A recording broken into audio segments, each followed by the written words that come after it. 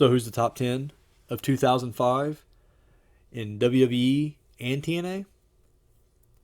At number 10, Samoa Joe. Talk about a great rookie year in TNA. Although he lost a three-way match and a battle royal, Samoa Joe has yet to be pinned or forced to submit. Making his debut at Slammiversary, this began a path of destruction that would end with title gold for the Samoan Submission Machine.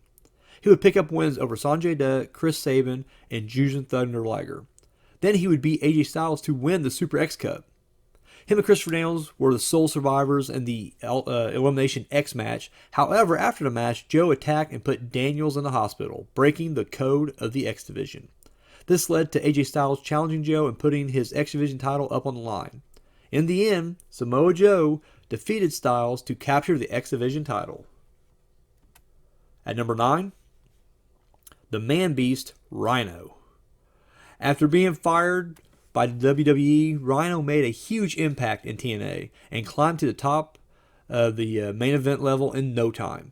He came in as an ally to Jeff Jarrett, but it was an uneasy alliance, as in their tag match against World Champion Raven and Sabu, where if Jarrett could pin Raven, he would get a title shot.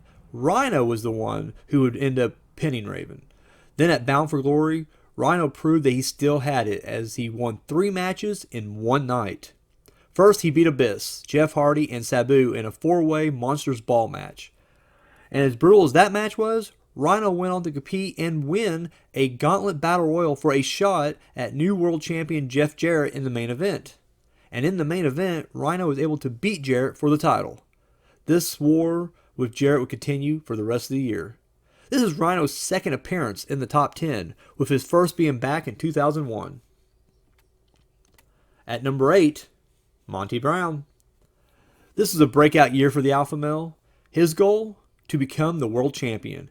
He started the year off by beating Diamond Dallas Page and Kevin Nash in a triple threat elimination match to earn a title shot with world champion Jeff Jarrett later in the night at Final Resolution, but failed to capture it.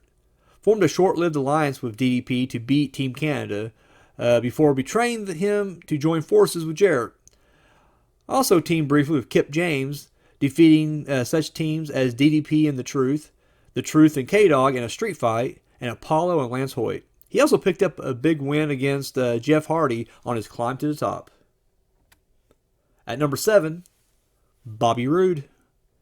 Team Canada had a great year, but of the 4, Bobby Roode was the standout. As a team, they went through the 3 Live Crew / 4 Live Crew, AMW, and the Naturals in various 6- and 8-man tag matches. In singles, Roode picked up big wins against Lance Hoyt and Jeff Hardy. At number 6, Raven. This was the year that Raven's destiny of being NWA World Champion was fulfilled.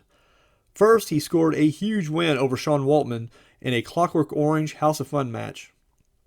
He and Waltman would meet up again, along with Abyss, Monty Brown, and World Champion AJ Styles in a King of the Mountain match for the title.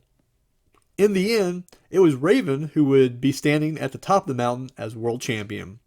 He would first successfully defend the title against Abyss in a dog color match, then against Rhino in a Raven's Rules match. However, Jeff Jarrett and AMW would screw Raven out of his title, and Championship Committee President Larry Zbyszko refused to grant him a rematch. Instead, he tried to get him to quit. When Raven refused, When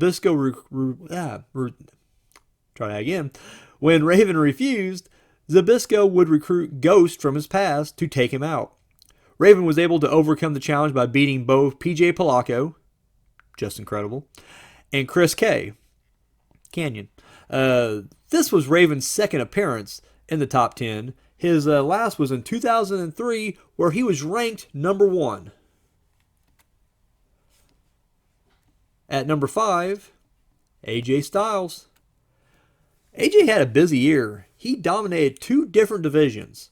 He kicked the year off by beating Petey Williams and Chris Sabin in an Ultimate X match to win the X Division title. He would then have an epic title defense against the Fallen Angel Christopher Daniels, beating him 2-1 in overtime in a 30-minute Iron Man match. After he lost the title, he found himself in the hunt for the world title as he beat Abyss in the 6 Sides of Steel to earn a title shot. He would then go on to beat Jeff Jarrett for the world title. Tito Ortiz was a special guest referee. His reign was short-lived, but soon he found himself back in the X Division picture. He would beat Chris Daniels and Samoa Joe in a three-way match to reclaim his X Division title and handing Samoa Joe his first pay-per-view loss. As champion, he would successfully defend against Christopher Daniels in a 30-minute Iron Man rematch, winning 1-0, and beat Petey Williams at Genesis. An incredible year for the Phenomenal One. This is AJ's fourth top 10 appearance in a row, tying the record with Sting for most consecutive appearances in the top 10. He's down a spot from last year. At number 4, Batista. There were two wrestlers who had breakout years last year, but would go on to main event status this year. Batista was one of those wrestlers. He was able to break away from Evolution on his own terms when he won the Royal Rumble. He decided to challenge the Game Triple H for his world title at WrestleMania, which Batista would win. He'd go on to beat Triple H 2 more times, retaining his world title each time. Their last encounter was in the Hell in a Cell. Batista would get drafted to SmackDown, where he would instantly start feuding with JBL. The Animal would beat Bradshaw in a no-holds-barred match at SummerSlam. He would later have a successful title defense against Eddie Guerrero in what would sadly be Guerrero's final pay-per-view match. All in all, a great year for Batista. At number 3, John Cena. The other major star to rocket to the top was John Cena. His road to the next level began when he competed in the number 1 contender tournament to face the world champion at WrestleMania. He would beat Kurt Angle in the finals. He would go on to beat JBL at WrestleMania to win the world title.